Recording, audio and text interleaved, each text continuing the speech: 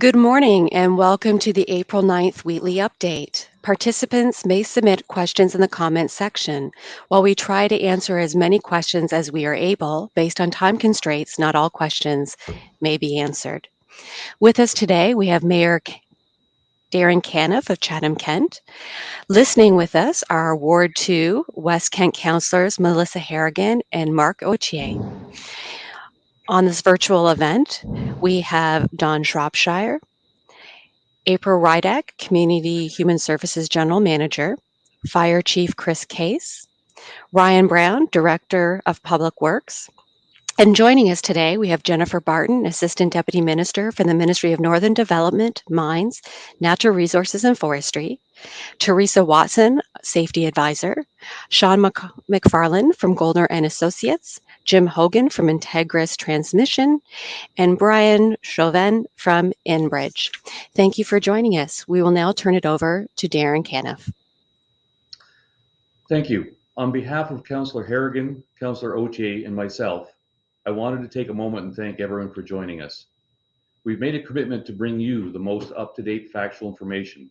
There's been some significant changes over the last few weeks we wanted to share with you, and we know you have some questions as well. I'll pass it over to Don Shropshire to get things started.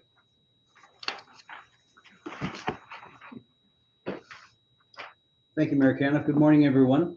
For those of you who may have heard in the news that I retired last week, I'm pleased to share with you today that Mayor Caniff and our new CEO, Tony Haddad, have asked me to stay working on the Wheatley file for the foreseeable future so that we don't have any lack of continuity. We're going to continue to work forward and make sure that the support that Wheatley residents need and deserve is going to be there. So you'll be seeing my face for some time yet.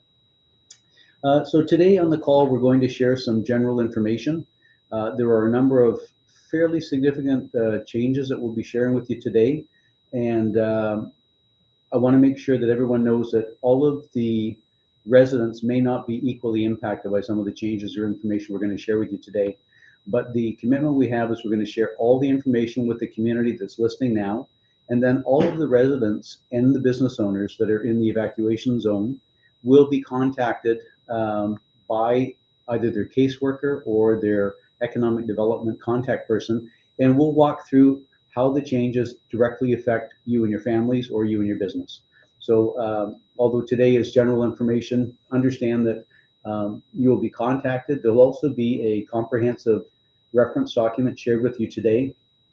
Economic development and our caseworker team will be sending out that information, so you'll have a fairly comprehensive reference document to relate to and to answer many more of your questions. So with that, I think the thing I'd like to start with is providing some additional context for people. We have Jennifer Barton and Sean McFarland on the phone with us today, and I was going to ask if they could provide for us an update of the work that's been going on site in Wheatley and provide some additional information about maybe where we're going over the next couple of weeks or so. Jennifer and Sean, welcome. Thanks for being with us today. Hi, Don. Good morning, and good morning to everybody out in Wheatley. Thanks for inviting me back and for having Sean back for another session. And Don did give me a heads up that there was a frequent question coming in around sort of a status update in terms of the investigation. So, Sean, maybe I'll start and just give a perspective from the ministry where things are at, and then happy to turn it over to you for any further updates. So from an investigation perspective, investigators have identified, and we've mentioned to you a few times that there were three known areas of environmental concern that were identified.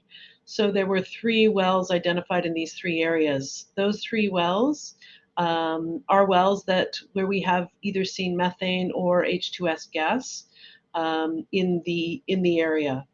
There has been some regional sampling of selected gas wells in the area that has been taken, and all samples have been collected and submitted to a lab for analysis. So we're just in that process now, and we expect that modeling and analysis of that gas will be done soon to determine whether the gas is from a single source or from multiple pathways.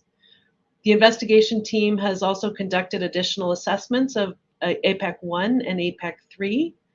These assessments will be continuing during the mitigation phase of the project, so they'll continue to monitor both those areas.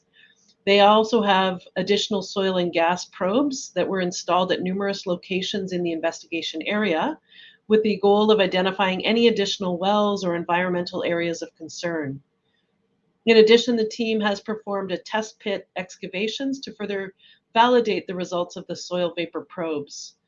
No subsurface well infrastructures were observed as a result of this work, and the team has determined that no further investigation is required. 2 monitoring wells have been installed as planned. One is inside the investigation area, and another one is outside the investigation area. Groundwater and gas samples were collected at both locations to support the analysis and the modeling work. Based on the results of the investigation, the team has recommended moving forward with plugging the Tate well.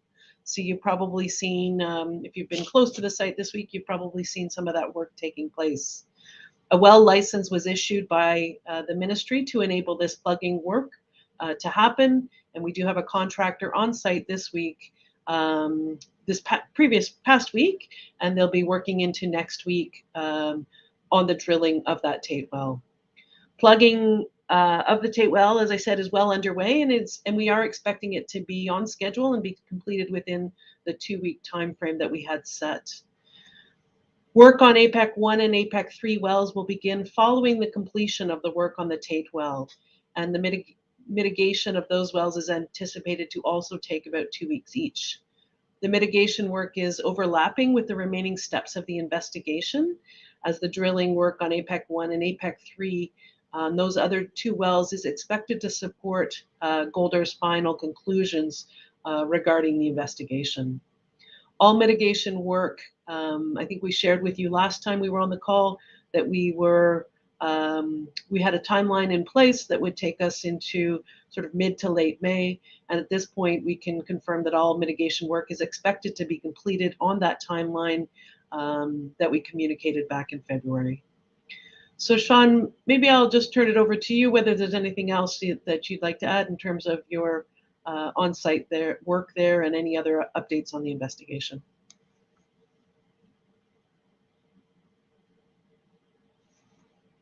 Oh, Sean, you're just on mute. Thank you. Yeah, I was going to say, or I had said that it was a great overview. People may wonder what the status is right now and what we're doing out there. I mean, that overview gave a really good picture. But right now we have the drill rig in the municipal parking lot with all of the tanks and safety equipment around it. If you remember from before, from the other meeting, we brought a casing from the old Tate well up to surface from an excavation that we did. And we've re-entered that. We've cemented in a new casing. And we're just at the point now where we're running tests to see if the casing's level, how badly twisted it is, and whether or not we had to pull it out or be able to go down through the casing. We are able to go down through the casing, so that's great. So we're down in the hole right now. We're below the top of bedrock. We're starting to drill. They're drilling today, and so the plan now is just to keep going to the bottom of the hole. And once we reach there, we're going to run some geophysical surveys, and we're going to obtain any gas samples on the way down as well that we can to try to match them against the gas that came out of the with the explosion to help us determine the source. Once we've run the geophysics, the plan then is to seal it up with cement from the bottom up. It's called a stacked vertical plugging method. It's basically pumping in a section of cement, letting it set, and then coming over top of it and pumping another stack of cement on top of it, and all the while checking for leaks as we go. So if there are leaks, then before adding on the next section, we'll work on sealing the leaks as we go. So it's considered to be the best open hole method of plugging out there. so that we're planning to get the best seal possible. So probably it's a good point there to stop on the Tate well. We can come back to the other wells now, but I think that's what people want to hear about the most right now. And I think as Jennifer said, we're expecting about 2 weeks or so to get to the bottom of it. Probably another few days of geophysics and then the plugging as well, all within the 2-3 week time frame. Thanks, Sean, for that update. Next, we're going to move over to Fire Chief Chris Case and Teresa Watson with an update regarding safety. Well, good morning, everybody. And we're here again after a long the crews who are working on site. We continue to have 24 hours a day. You've got firefighters on site, police officers, you've got engineers who are looking after the gas and hazardous materials technicians. So there is a lot of activity on site going on still. We promised you that at every point we could, we asked the question, how does this affect the evacuation zone? And we have continued to do that through the various work that's taken place on site. And you've just heard from Sean McFarlane and from the province, who are working very hard on the investigation side. I'm going to introduce you to our engineer from Alberta, Teresa Watson, who is an esteemed gas well engineer from Alberta, who has been providing us with some safety advice.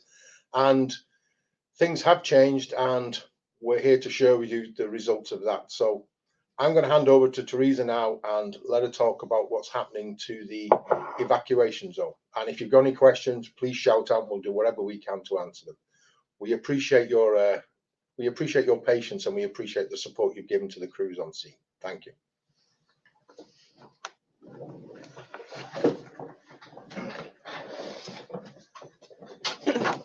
Thank you, Chief Case. First of all, let me say how sorry I am that you, the residents and businesses of Wheatley, have been displaced for so long. I'm honored to work with the team to help bring people home and make Wheatley a safer and welcoming community again. April, could you put up the map, the first slide in the presentation, please? Thank you. The next slide, please. So the map you see here shows a new reduced evacuation zone.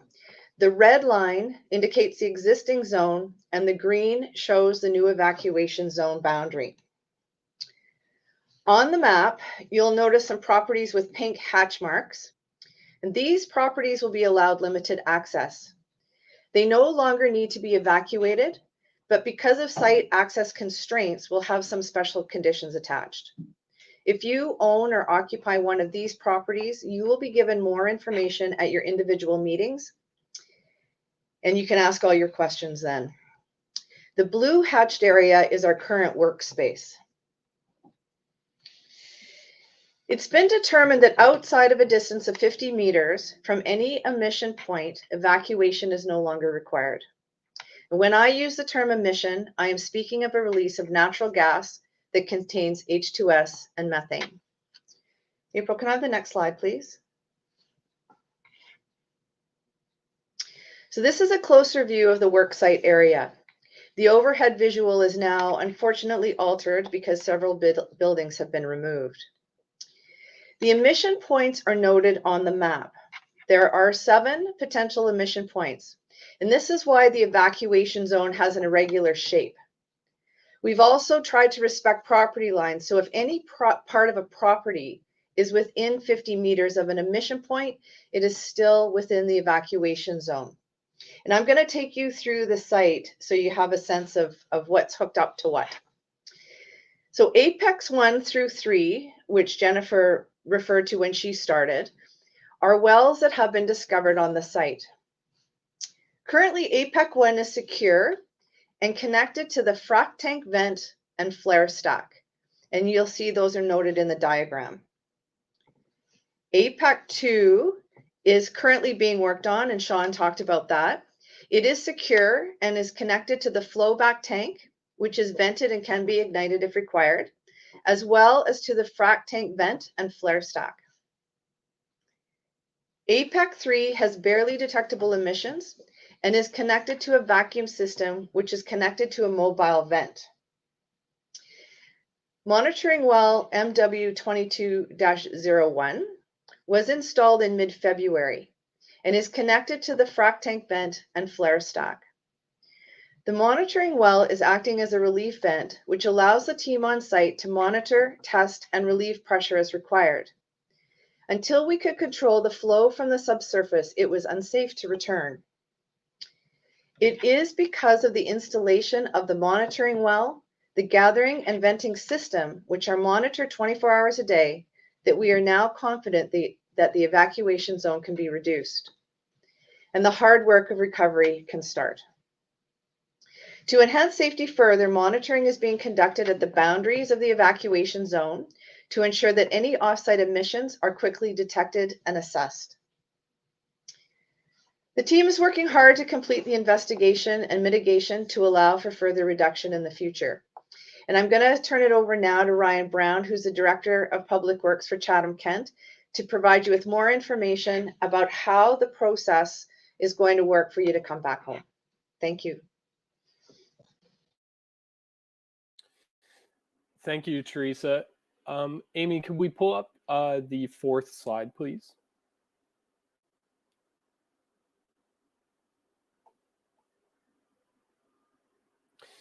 Thank you. So to Teresa's comments and the map that shows the new reduced zone, it's going to take us a few days to implement this. The team has been procuring all the materials and fencing and signage we need to do this. The fence will start moving on April 13th, which is next Wednesday. And it can't be all done at once. It's going to take approximately 10 hours to move all the fences in and install the new signage. However, we will start on the Foster Street on the map and be working clockwise around the zone. So some may have access early on that date and some it may be later in the day. We've been working with all the utility companies to prepare them for this event so that homes can have a quick return of the services to the building. Under the Ontario Building Code, there's a requirement that a building needs utilities to be occupied. And so when the fence is moved and the zone is reduced, each building will have posted an order not to occupy from the Chatham-Kent Building Department. This, once the utilities are reconnected, which we're going to outline in our next bit of the presentation, building department will come out and inspect that all your utilities have been returned and the order not to occupy will be removed. Residents can still access their home as soon as the fence is moved back, and they can begin recovery and begin the utilities. They just cannot live there until all your water and hydro and gas have been turned on. Next slide, please.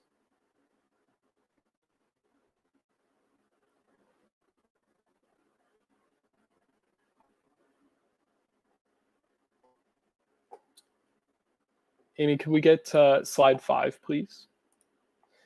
Thank you.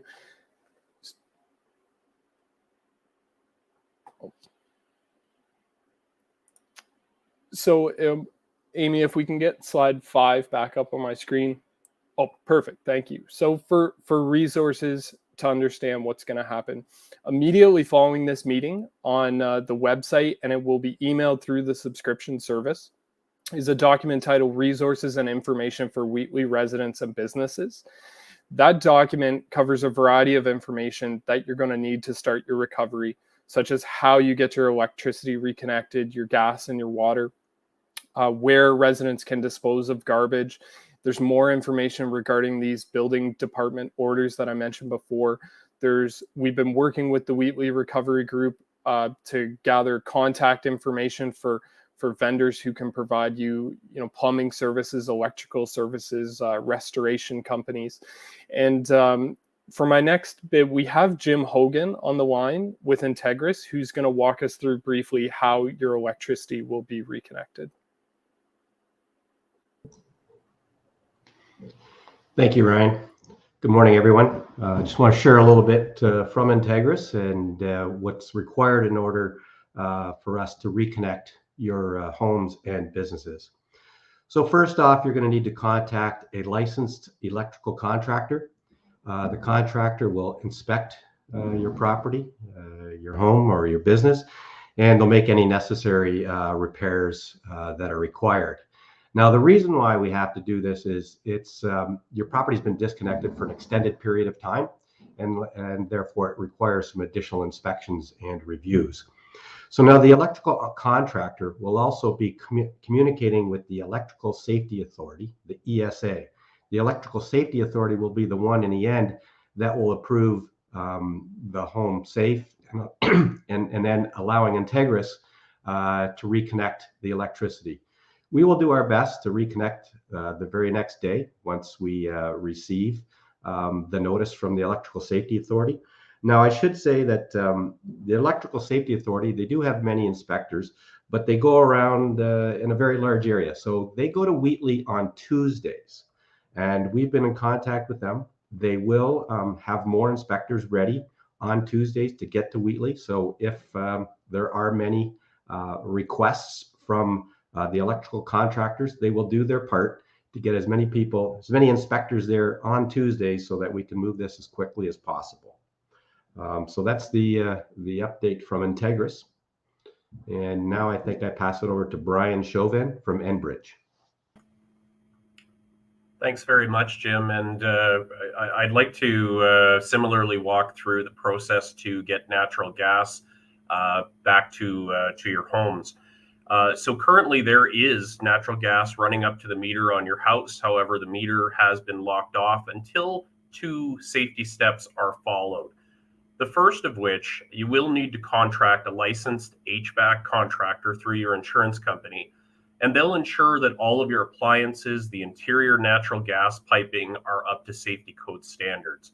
Now, once the HVAC contractor has confirmed that your home is ready to have natural gas reintroduced, we do have a number for you to call at Enbridge, 1-877-362-7434, to set up an appointment with Enbridge Gas to have a final inspection done.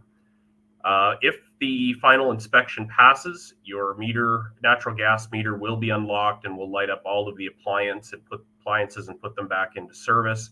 However, if your final inspection does not pass, your HVAC contractor may need to return to repair any issues that were found. Once those issues are all taken care of, your home can be fully serviced with natural gas.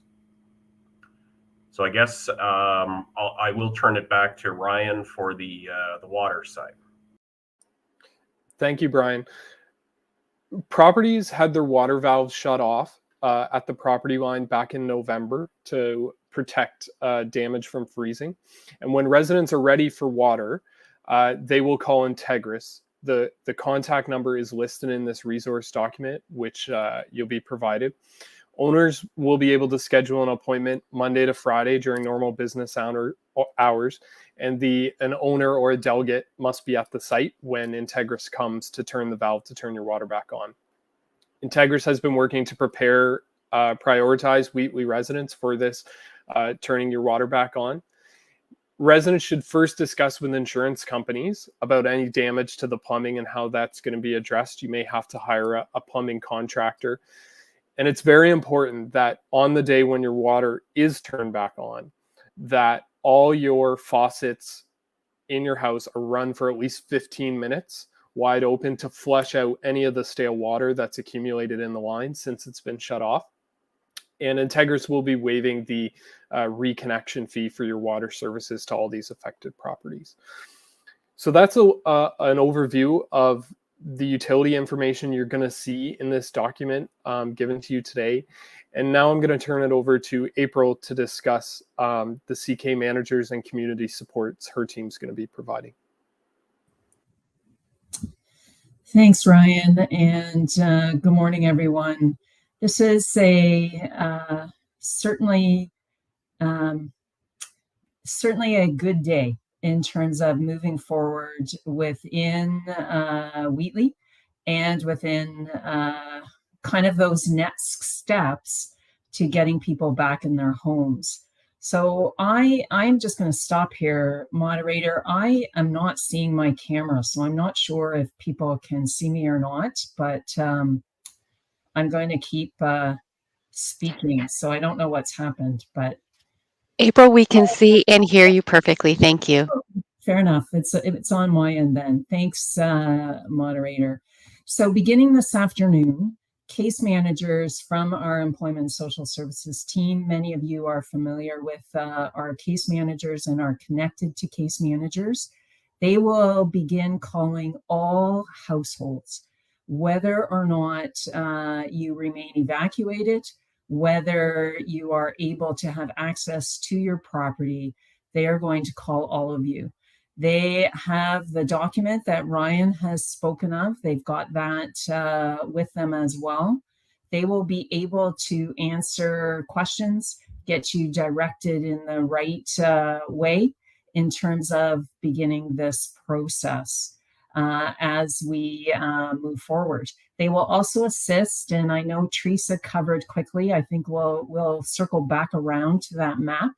The area that was indicated in that kind of pink or red hatched area, those individuals, while remaining in the evacuation zone, will have access to their property. So the case managers are able to explain a bit more about that as well. What from the Ministry of Municipal Affairs and Housing, they have confirmed certainly that the Wheatley Resident and Assistance Program, including support for continued accommodations for anyone that remains evacuated and for any of our residents who have access to their properties but are not able to live there yet while they are undergoing remediation, cleanup, recovery, that the ministry will continue to support accommodation costs. Now, that will be dependent certainly on whether those costs are required or not. What we are recommending is that everyone contact your insurance company, let them know the changes that are taking place, and begin that process of working with your insurance company and discussing next steps for each of you. And that will be different for every single household. If for some reason the case managers don't reach you today, we have 5 case managers that are sitting kind of watching this call and will be at the ready to begin calling as soon as we move forward. You can reach the case managers during business hours, and that number is in the document as well, but I will say it, 519-351-8573. And certainly you can reach out to case managers if for some reason we're unable to connect this afternoon. What I would like to say before I turn it back to our moderator is that we, over the last eight months, I have met many of you. I've worked with lots of our Wheatley citizens, and what I have witnessed is a community that takes care of each other. They support each other. They've got each other's backs, and this is going to be an emotional time as we get ready to re-enter our homes. And we need to continue to support our neighbors who are not able to go back home yet, while we work diligently on the site to get them back as well in the future. So please take care of yourselves, take care of each other. We've provided numbers in the document as well. If in fact you are having some difficulties or struggles and you want to speak to someone, those numbers are in there as well. So thank you. And Amy, I'll turn it back to you. Thanks, April. We now have a message of information for our business owners, so I'm going to bring back Don Shropshire. Thanks, Amy. So similar to what April was discussing for our residents, business owners will be receiving today an email with documentation from our economic developments team. And it includes all of the information related to how we have to move forward over the next several days to try and get access to the business owners that are in the area where we can now provide access. So in addition to receiving the documentation, on Monday, you'll be contacted by Matt Riom. Matt's been in touch with, I believe, all of the business owners over the past several weeks.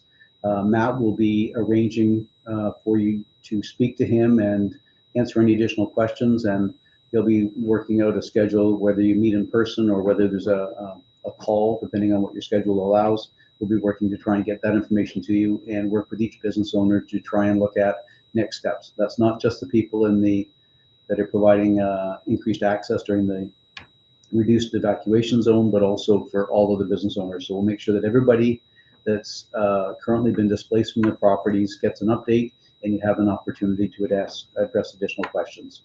So we're going to be in a moment just moving into a question and answer period. We'll give you an opportunity to address some specific questions on what you've heard today. But just as a bit of a recap, we want to ensure people, it's a lot of information we're delivering today. So first of all, Jennifer and Sean have shared information about work being undertaken on site. We also have information from Teresa that as a result of the monitoring wells being dug, as the flare stacks, all of the collection information to frack the gases or to collect the gases and flare them if required.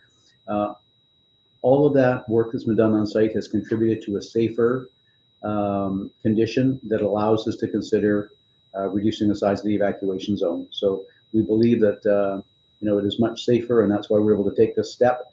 And as April talked about, that's a welcome change from the people that have been evacuated. And we hope to continue that work and until we get all of our property owners and residents back in their properties and their homes.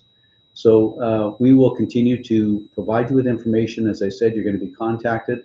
You'll have an opportunity to ask questions not only after this presentation, but also with your case managers and the economic development team. And we're committed to making sure you have the support and the information you need to move forward. Thank you, Amy. Back to you for questions and answers. Thank you. Thanks, Don. And for those that are watching, just a reminder, if you have a question, please place it in the comment section. Our first question from online was from Dave. He'd like to know, what kind of system are we going to install to vent Apex number 2? I think I'll throw this over to Sean and Jennifer. Thanks, Amy. Maybe I can start. So I think the question is just a little tiny bit premature. At this point, we're working through all options regarding additional mitigation measures, and Goldar will continue to explore all those options as they finalize the investigation and as they work through the plugging of the 3 wells. In the meantime, all 3 wells have been tied into a temporary venting and mitigation control system to increase that air dispersion and improve the site safety. I'm not sure, Sean, if there's anything else you'd say in terms of future plans, but today's question, I think it's a little early to decide on whether venting is the way to go or not. Yes, well, we are currently developing some ideas for future options, but as Jennifer said, it really depends on what we find in the drilling and the plugging out of the well. Assuming that it all goes well, we'll have it nice and tightly sealed. We'll do some monitoring at surface, and with the different gas monitors. And if we're not finding any gas emissions at surface, it wouldn't require venting. A lot of times when you are venting something, you only do it if in fact there is a leak at the end of the day. So we're hoping to seal it up nice and tight so we don't need to vent it. In terms of the long-term mitigation for the entire property, we'll take a look at a few different options. First of all, having a long-term vent on the site to have a pressure relief if need be. And we already have a well on the site that we can use, and I think you'll be seeing that coming from both the province and the municipality. So just But again, we don't have any of these things developed at this point. We have ideas, but we want to confirm those ideas with our drilling investigation. So we don't want to have these things put out set in stone before we actually do the work. We want to do the work and then come up with the long-term mitigation options, if any are needed.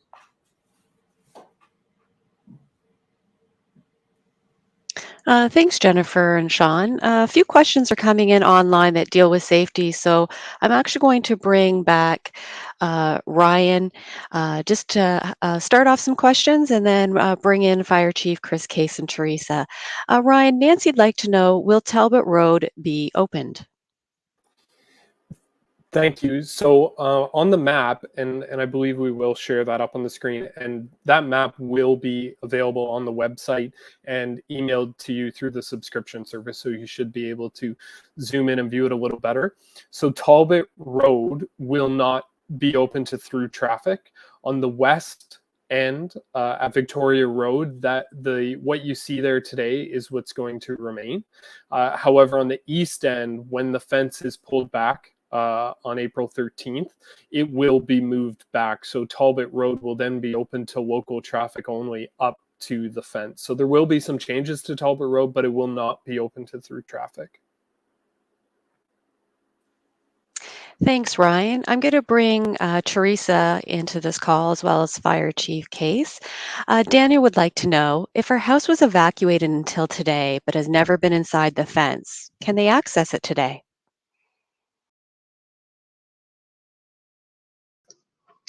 Yes, you'll be, not today, but when Chatham-Kent gives the all clear that everything, all the fences have been moved. And if you've been outside of the zone to begin with, I don't believe that you'll have any requirements to stay away. So I don't know, Ryan, if you've got anything more in terms of the actual coordination pieces of that, but maybe you can speak to that a little bit more. Yeah, thanks, Teresa. So for those on the fringe of the zone, I know this has been very challenging for you, and please know that we're trying to balance. We've received this information. We're trying to share it with you as soon as possible, and balance all the things that need to be done. So the piece I spoke about, the building orders, that is going to be ongoing. The evacuation mapping and those orders have to be revised. So until Wednesday morning. However, but I did mention they're going to be working as fast as they can Wednesday morning to move those fences down. So that would be the date you can access that property at this time. Thanks, Ryan. Another question I think that would be best suited by you. They want to know, my property is shaded as increased access, which is near the library. What does that mean? Thank you for the question. So as Teresa mentioned before, on the map, there's several properties that are shaded as increased access. So those properties are outside of the 50 meters from any emission point that Teresa walked us through. However, due to operational concerns and the accountability on the site at the west end there, we need to know who is in and out of that zone. We need to have the roadway closed to accommodate the contractor coming in and out. And so those properties will have daily access to begin the recovery. They can come in, they can start cleaning up, they can have their insurance companies in, they can get their utilities reactivated. All of the things they can do in those properties, just like those now outside the zone, but they'll have to fall under the evacuation zone accountability system, very similar to the visits they've had before. So, but what they won't have to do is book an appointment. So they'll be able to come every day and provide us a list of who can access their home, such as them and their insurance company, and they will check in with the staff on site. Though these details are in the resource document that's going to be shared with you, and when you speak with your case manager or the economic development officer, you can ask these questions, and we'll make sure you understand clearly what that means for your property or business. Thanks, Ryan. Heather online was just asking, she's having difficulty reading the reduced evacuation zone, and could we show a larger version? Just want to let everyone know who's listening that a link has been shared to that reduced evacuation road map that's on our Let's Talk Chatham-Kent, and you'll be able to access a larger version there. So this next question, I'm going to bring in Teresa for us.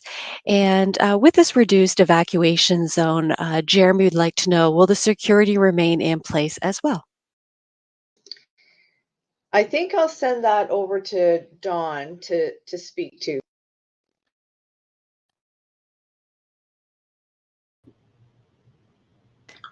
Thank you. Question regarding security. The intent is that our Chatham-Kent Police Services have been overseeing the security with the contracted security provider. With the reduction in the zone, we'll be going back to the security company so that the barricades will be moved to more appropriate locations given the change in the zone. We're also going to be talking to the security company about some possible changes about rather than just being stationary, to be able to do more patrols of the area. That has been an ongoing concern from the community, is that the security sometimes has been described as porous, or just we need to do a better job on that front. So we will be talking to the security company to see if they can improve their coverage of the area by not just being stationary but also patrolling around the perimeter or taking more active steps. We've also already spoken to Chief Khan about the same type of movement being in place for the police services that are actually stationed in Wheatley. So there's not the same challenges with the size of the area, so there might be an opportunity for more patrols by the police services in addition to the contractors, but those details have yet to be confirmed, but that's the direction we're going given the feedback we've received from the community. Thanks, Don. I'm going to bring April back in on the conversation. A question that was asked previous was, for the homes that were in the evacuation zone and were having to go to Leamington to pick up mail, will mail start to be delivered and be restored to those homes? Thanks, Amy, for the question, and thanks to our Wheatley residents for asking that. It is our understanding, at least my understanding, that we will be in contact with Canada Post, and that for those who are now able to access their homes, they are now considered outside of the evacuation zone, that mail delivery will resume. So we will confirm that for you. I know that our economic development team has been working with Canada Post throughout the evacuation in terms of ensuring mail delivery. So that's my understanding as of right now. For everyone that remains in the evacuation zone, mail delivery will continue to be as it is right now. Thanks, Amy. Thanks, April. I'm actually going to keep you with me for just a little bit. So what if someone their home was in the evacuation zone and they have the opportunity to get back in the home and they see there's damage? And I know you mentioned this before, but just to reiterate, who do they call and what is the process for getting my home fixed and the costs covered? So I think, Amy, thanks. We've talked about this. The first step for everyone is to contact your insurance companies. The insurance companies are very familiar with working with residents and businesses and dealing with disasters such as what Wheatley has gone through. They will be really crucial to assisting everyone as you begin the re-entry into your homes. Some insurance companies have contractors they use, they have restoration companies they use. The document that we've provided is an extensive list that you will be able to kind of navigate through and work with your insurance companies. So that really is that first step. And then certainly as we move forward over the coming weeks, certainly working with your case manager, we will help you navigate through that as we move forward. Thanks, Amy. Thanks, April. I'm going to bring Jennifer in. There was a question that someone wanted to know. Is the province going to be covering their May rent if they're not able and okay to live in their home as of May 1st? Thanks, Amy. And unfortunately, we were focusing in on the changes to the evacuation zone today. So my colleagues from the Ministry of Municipal Affairs and Housing are not here, but happy to report for them that the province does have a program currently that extends out to December 31st, so the end of this calendar year.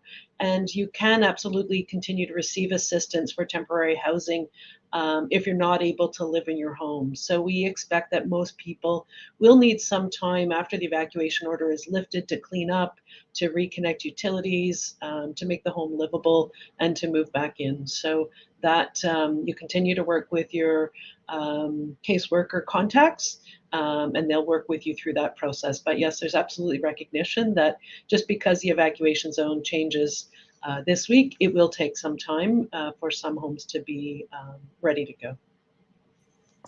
Thanks, Jennifer. I'm going to bring our two representatives from Integris and Enbridge back. So Jim Hogan from Integris and Brian from Enbridge. Steve would like to know, given the difficulties in reaching any real person at Integris and Enbridge and getting service, will there be personnel assigned to assist us, or is it a business as normal, leaving messages with no responses? So, excuse me. So at Integris, we do have our call center on staff, 8:30 till 4:30 every day. We have many staff there to take phone calls. We have many options as well for customers to communicate with us electronically. So if you go to our website, integris.com, there's a chat function in there, so we can communicate similar to what we're doing right here. Or you can also send an email to customerservice@integris.com. So again, a couple of opportunities for us to communicate with our customers, whether it's over the phone or electronically. I'll chime in from an Enbridge side, and very, very similar to Integris.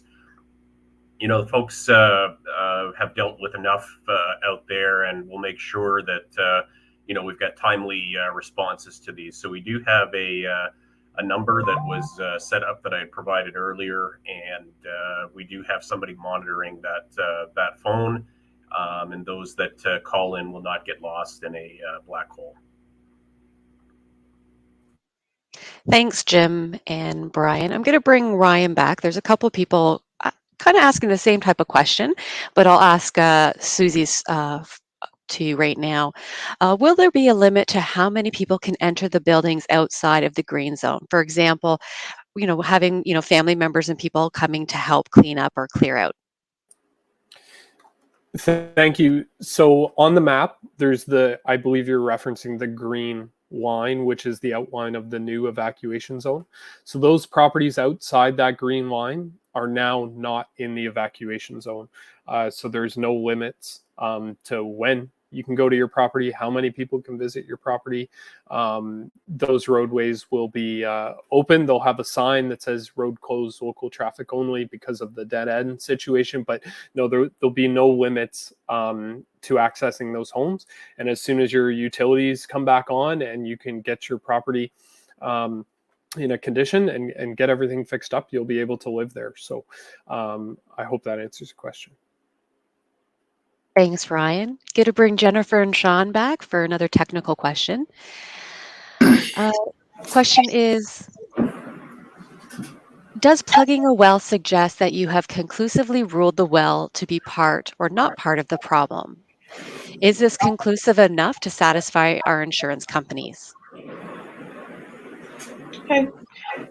Thanks, Amy. So again, maybe I'll start, and Sean, feel free to jump in. I think we have shared in the past, it has been determined that there was a well that was interacting with some infrastructure underground that was a pathway for the gas to enter the basement of the building where the gas was detected, and that led to the explosion. So the investigation team is currently in the process of determining whether the source of that gas, whether it was from that well or whether the gas is coming from somewhere else. So that is really the crux of the investigation. And Sean, maybe I'll throw it over to you if you want to add anything. Yeah, so right now the mitigation that we're doing is also part of the investigation. So we're still at this point, we know the pathway of the gas for the explosion over by the Pogue, but what we're looking for now is a deep geological source of the gas. So the mitigation that we're doing with the plugging, we're also doing that as part of the investigation, as we're looking for different gas zones on the way down, and then we're doing a comprehensive suite of geophysical logs once we get to the bottom of the hole. So we'll know a lot more about the mechanism of the deep reservoir source of the gas once we finish this part of the investigation. I'm thinking that and the plan is then we'll go over to APEC 3 and APEC 1 and we'll do the same thing. So we'll be investigating, and as we drill over there at APEC 3, as we drill down, that's the well up at the corner of El Maniri, at the corner of the parking lot. So once we get into the hole, we can determine if it's a shallow water well, or if it's another deep gas well and it needs another plugging operation. And it's the same thing over at APEC 1. What we're trying to determine is how we know it's what's called a thermogenic source of gas, which is a deep source of gas, and we know that from our sampling, from our gas sampling and analysis, that somehow that's getting up to surface. So right now we're still in the process of investigating the deep geological source and the pathway. So we'll be able to at that point design the mitigation system to match that.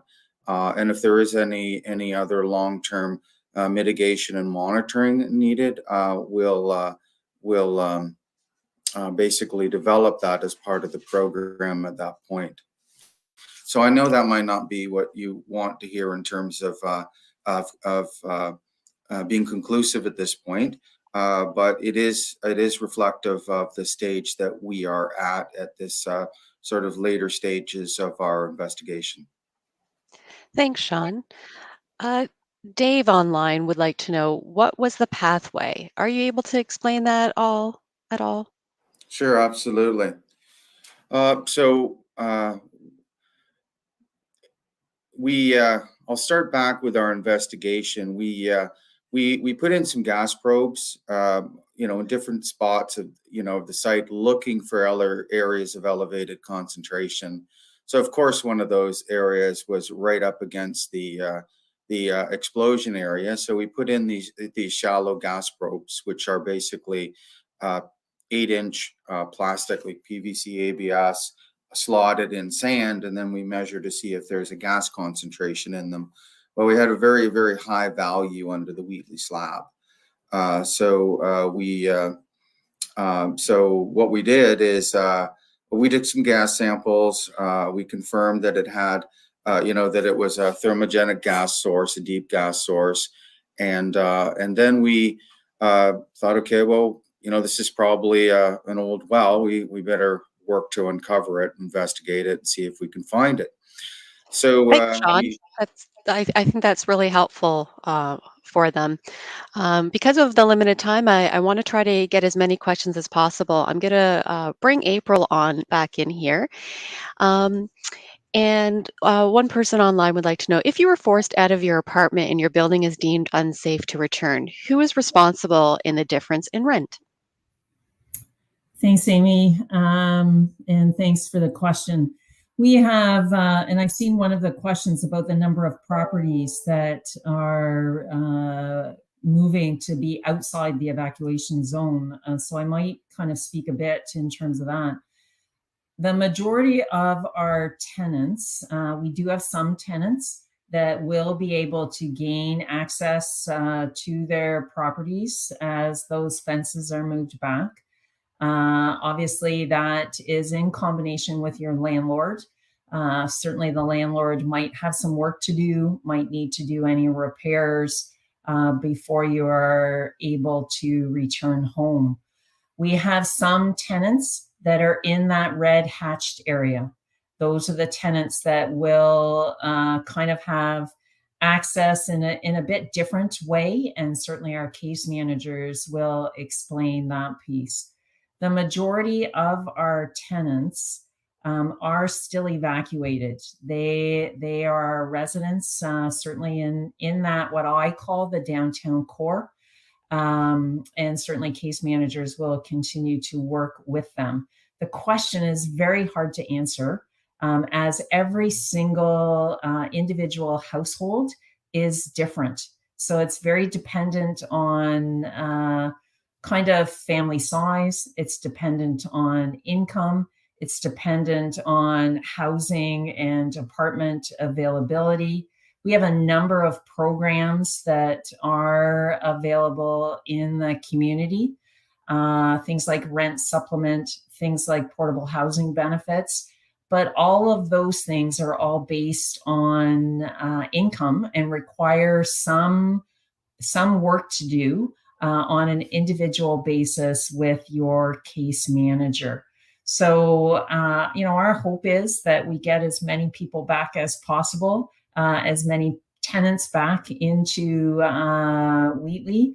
But I think this question is best dealt with one-on-one with your case manager. And that might not be today. The case managers today are contacting just to help you navigate through all of the information you've heard. But certainly as you work with your case managers over the coming weeks, they will be able to assist you in navigating through that.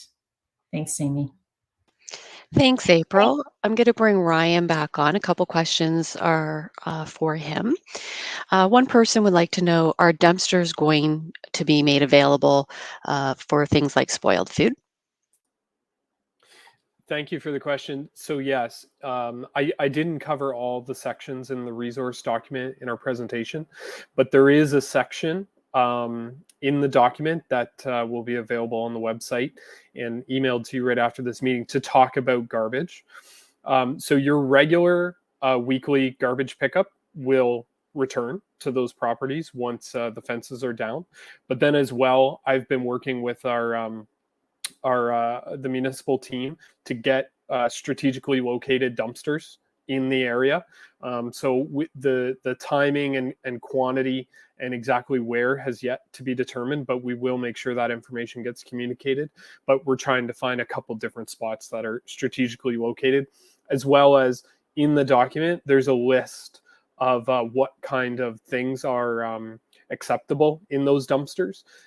So there may be some things that go in it. There may be large items that go beside it. So those details will be communicated to residents, and we're hoping to have that in place on the Wednesday, and we will communicate those details to you.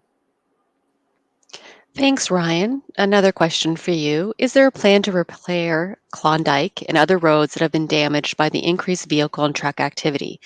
Even just some maintenance of the holes would be a help, but further repairs are needed to be done at some point.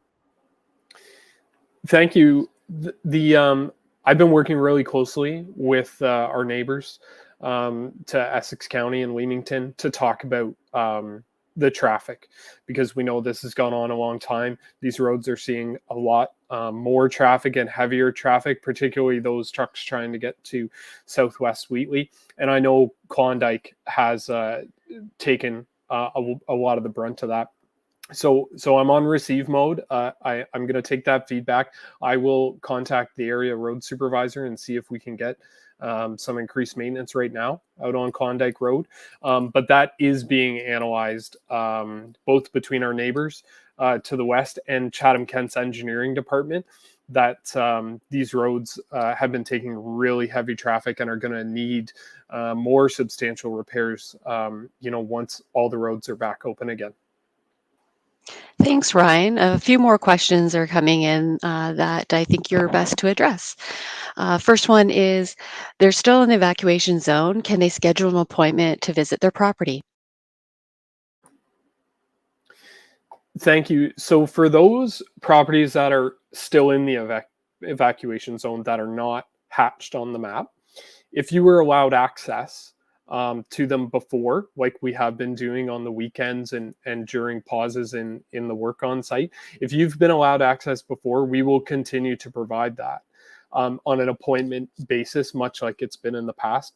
However, right now, which we've communicated before in media releases, is that the investigation team and the drilling contractor are currently working 7 days a week, so there won't be any availability for appointments until there's a pause in the work. But when if and when there's a pause in the work, we will continue. We will contact you to book appointments. So if anybody has a special request, please let your case manager know when they call you over the next few days that, hey, you're interested in an appointment. I'm still in the evacuation zone. And when that time comes that we can accommodate you, we will reach out to you for an appointment. Thanks, Ryan. Abe would like to know, will the school busing that has been reduced also be expanded? Thanks. It's a great question. I do not have a detailed response from the school bus company. I will get a detailed answer for that, and maybe we can have the busing company communicate that through a media release, or we will get that information. I'll take that away. Thanks, Ryan. And is garbage and recycling pickup going to be restored in the area? Yes, I believe I just mentioned earlier, regular garbage pickup will continue. I believe Monday is the regular day for Wheatley. So when the fences are moved on Wednesday, then the following Monday, regular garbage pickup will occur. But for those needs that are beyond your regular pickup, we are going to have those dumpsters available on site. Thanks, Ryan. Another item that just popped in. Is there a time frame to access all businesses near the explosion? Is that something you're able to address right now? I don't have a timeline at this time. As Jennifer and Sean have mentioned, the investigation's still ongoing, and many of those properties that have not had access, in previous meetings we'd called those red zone properties that may have some structural damage. I have no timeline at this time, but it is contingent on the investigation and the mitigation. So once that continues, we will have a better concrete timeline for that. Okay. Thanks, Ryan. Is it safe to say that a representative from economic development is reaching out to businesses in the next few days to give them an update? That's correct. I believe April mentioned before that economic development will be reaching out to each business starting today. And any specific concerns or requests, we will try to accommodate them. Thanks, Ryan. Howard would like to know, some of the bypass routes create a very dangerous situation for pedestrians. There are no sidewalks on Klondike or Middleton, and traffic speeds are increasing. Have you considered adding sidewalks or traffic calming measures to address this? Thank you for the question. We've heard since the beginning of the emergency traffic related concerns, and I know it's not an ideal situation to have the main roads through Wheatley. We've taken those concerns. We've had police presence and investigate some of those concerns of speeding. I don't believe installing a sidewalk at this time is an immediate solution. However, I'll take that concern back. I'll talk to the traffic team and see if there's any improvements that can be made. I understand it's very challenging and very different for the community to have these detour zones in and around. Thanks, Ryan. I'm going to bring the fire chief, Chris Case, back in. A couple people are just looking for some confirmation with regards to security. So Chris Case, they're just, again, if you can confirm about security and where they're going to be located, and that, if not you, maybe I could throw that back over to Don. Looking at the, when you look at the map on the package, the fencing will be brought in to control the small spots. That is going to be the new location of security. So People will have complete access within the red area now, that in terms of those who were evacuated. If you're outside of the green, you can now have access to your home unfettered. That is now get handed back to you, apart from those hatched areas that we've talked about there around the library. So the security guards will be moving in. They will not be stopping anybody coming in and out.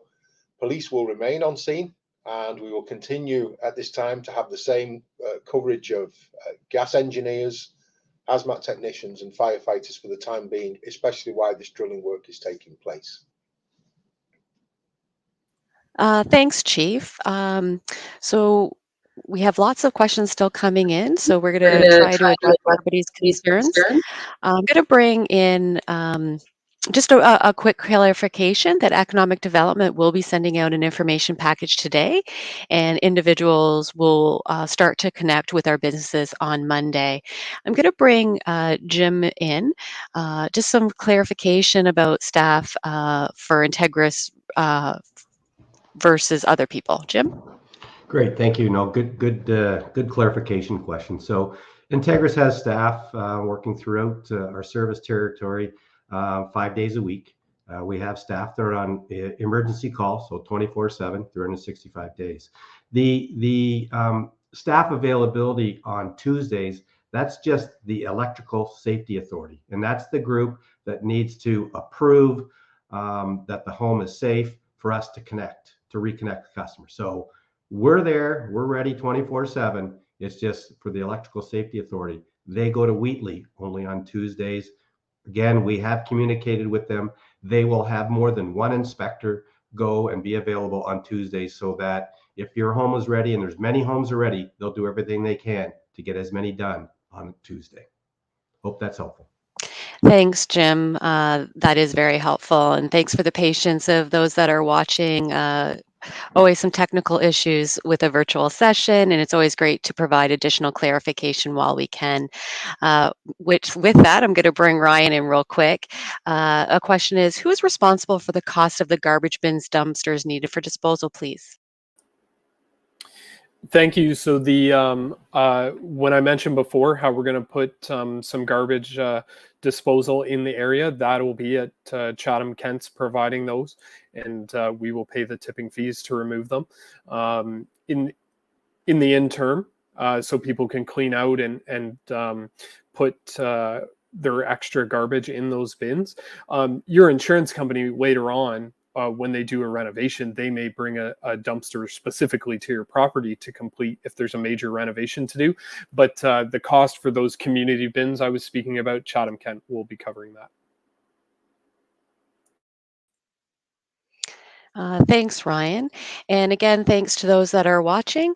And just being mindful that we're trying to get as many questions answered as possible. So I'm going to be bringing Sean back, and apologies for cutting him off there. Sean, a little bit more time. If you're able to just talk a little bit more about that path. Currently, your mic is muted. Thanks. So yes, so I left off with how we found the well under the slab, and then so we pulled the slab off, how we had high concentrations of gas under the slab is where I left off, and we pulled the slab off, and there was a well under there and a concrete caisson. It's a 2-inch pipe in there, and we looked in, and there was gas bubbling in there. When we got to the bottom of the caisson, there's a hole punched on the side of it. There was like all the old drain pipe from the basement was lying there beside it, so it looked like that was plumbed into the caisson. So the inferred pathway for that is for the emission was through that old gas well out the side of the concrete caisson and into the pogue. So that is the pathway at surface, and then we talk about. And that was somehow through the shallow aquifer. And what we're looking for now is the connections to the shallow aquifer from a deeper zone. How does it get from the, what's called the A2 carbonate down at the bottom of the Tate well, which is known and a productive gas zone in the area? If that is the source, how does it get up from there and into the shallow aquifer? Well, we're going to be looking at that, and then make sure that once we understand that further, that we've sealed all the known pathways at that point. And